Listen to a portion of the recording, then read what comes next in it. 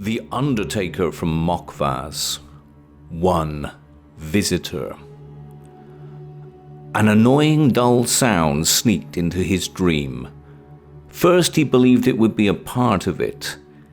In this dream, he tried to put someone to rest. After the coffin was released and touched the fresh, moisty earth, the deceased one woke up and hammered with his fists against the lid. But the grave digger didn't give a damn. He shoveled back the earth into the pit as he usually did. He never bothered. Once something is in a coffin, it stays there. It's not his job to release some poor soul which suddenly decided to wake up. His job was to keep this poor soul in its place. Certainly, several times a year it happened that the dead woke up. They battered against the coffin walls, they screamed, they begged. With his enormously sharpened senses, the Undertaker could hear them all. But like he said, he didn't give a damn. He was paid to bury them, not to pull them out. The annoying sound persisted.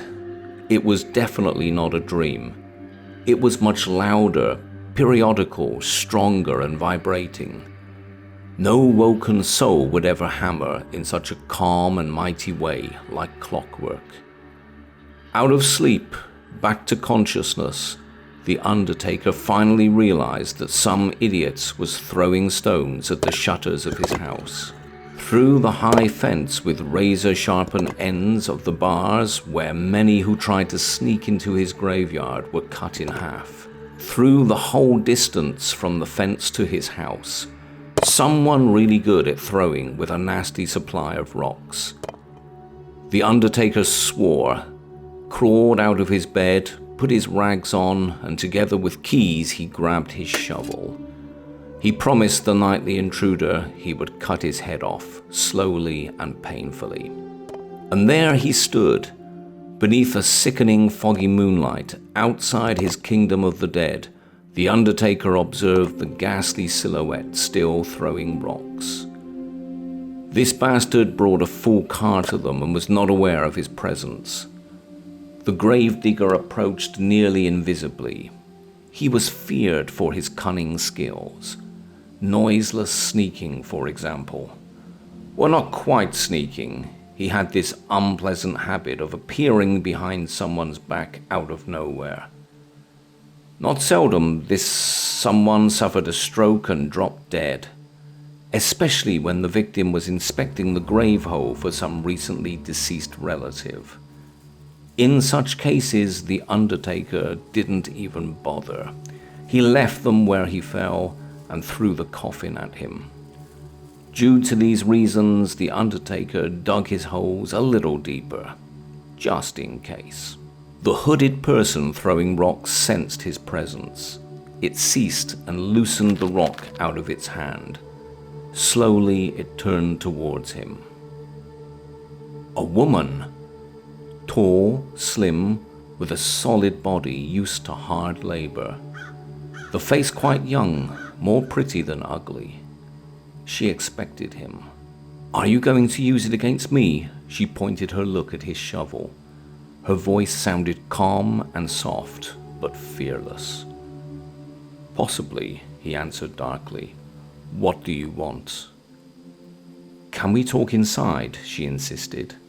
"No." The woman bowed her head and remained silent. "You can throw from here, you can talk from here, or piss off," he told her, unimpressed.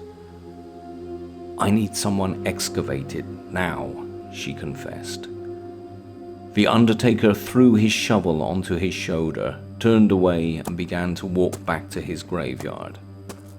"Wait!" the woman shouted after him. Then she added shyly, "I'll give you anything you want." The man stopped. When he turned to her, she could see the demonic smile on his scary face.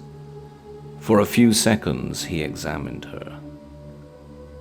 "The coat," the Undertaker commanded. The woman obeyed. Slowly, she undressed the warm and heavy coat, rolled it carefully, and put it into the cart. She had tight ink-black robe on. Her collarbones beneath her pale skin reflected the moonlight as well as her onyx necklace. Her hair was beautiful, long, dense, and uneasily tamed. He left her to wait in the cold and observed how she strived to resist the chilly night, how her breath would be drawn heavier, how her body would start to tremble and her lips turn blue. "Follow me," he said finally. The Undertaker walked. She followed several steps after him, through the gate, through the alley, into his house.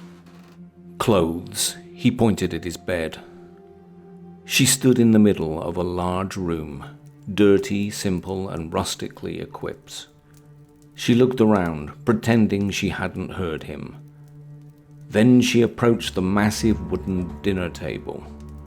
With her back to him, she started to undress. Her attire dropped to the cold earthen floor. In front of the Undertaker, a body of a steady, healthy woman was uncovered. Sinews, muscles, bones, round, tasty breasts, straight, long legs, all teeth in their place.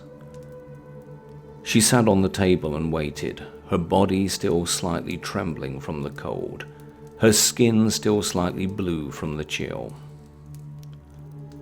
The Undertaker threw his shovel into a corner. Clumsily, he undressed his enormously tall, deformed, and rough figure. Ugly and repulsive was how he appeared. He was still a man with animal desires. He took the strange woman he knew nothing about, not even her name. He didn't even care about it. Now she became his victim, or maybe he became hers. He took her like he did everything, harshly and savagely. At first she sensed only pain. She felt him like glowing iron, ready to melt and burn her entire body. She wished she had experienced some frenzy years ago, with someone she imagined loving, in times when she was younger and the world was a much better place to live in. He carelessly finished within her, and when he parted, he noticed she still chewed on her own bloody lips. "Whom do you wish to excavate?" the Undertaker asked, tying his trousers. "My husband," the woman answered.